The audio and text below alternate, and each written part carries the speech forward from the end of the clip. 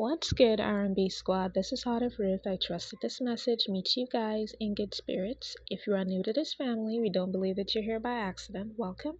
We're happy to have you, and Jesus is, of course, always happier. I have a quick word, and as you listen, you'll know whether or not it is for you. It came from a dream that I had. In this dream, there was this lady waiting for a bus. It wasn't a big bus, it was a mini bus. And she was waiting for the bus driver to arrive to pick her up to take her somewhere. When the bus driver arrived, I had the sense that this wasn't just a bus driver and a lady that didn't know each other. There was some sort of mutual interest there. It seemed as though they had a romantic interest in each other.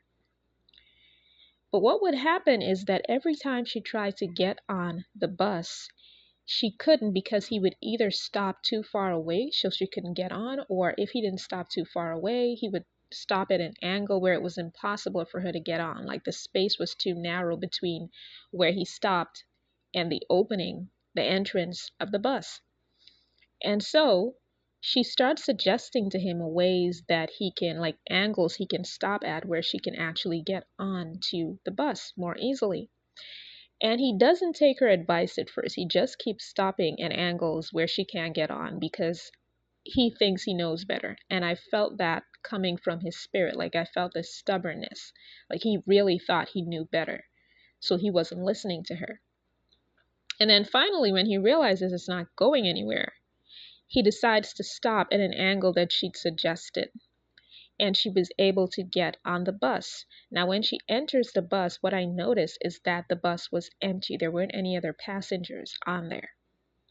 And she said to him as she gets on, she has this exasperated look on her face, and she says to him, "You could have just stopped here all along, and it would have been easier for me to get on all along."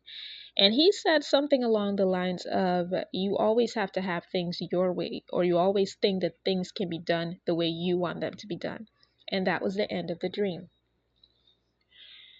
So for someone, the bus driver represents your person, and your person, when you think of a bus is public transportation. Anybody can get on there.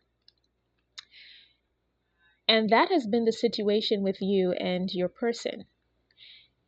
Up until now, this has been a free-for-all. Your relationship, your union with this person it has felt like a free-for-all. Like there were a whole bunch of other people coming on for the ride. However, God cleaned all those people out. That bus was empty when that woman got on. So it's no longer a free-for-all. Everyone isn't coming along for the ride anymore. It's no longer just cheap transportation for everyone to get to the destination that was meant for you. And that could include friends, can include family members, it can include exes or whoever else wanted to come along for the ride. It's not a free-for-all anymore. That bus was empty, and I had the sense that he came specifically just to pick that one woman up to take her to her destination. The other thing is your person is a little bit stubborn. So the reason y'all have not been able to get to your destination together is because this person has not been listening to you or to God. They have been doing things in their own strength. They have been trying to do things their own way. They have not been listening to you. You're being led by the Holy Spirit. So when you say something to them, you don't just say it because it's coming out of your own heart. You're saying what the Lord puts on your heart. But they have not been listening to you, and now they're at a point where they realize that when they lean to their own understanding, nothing good comes out of that. The two of you literally get nowhere. So now they're in a position where they're ready to listen to you. However, they still don't want to admit, this person still does not want to admit that it was because of their own error, their own leaning to their own understanding, that the two of you have been so delayed. Notice he said to her, "You always have to have things your way." That's not the case. For those of you whom this is for, it's not that you want things your way. You want things to happen God's way. And this person thinks that they know best and that they know better,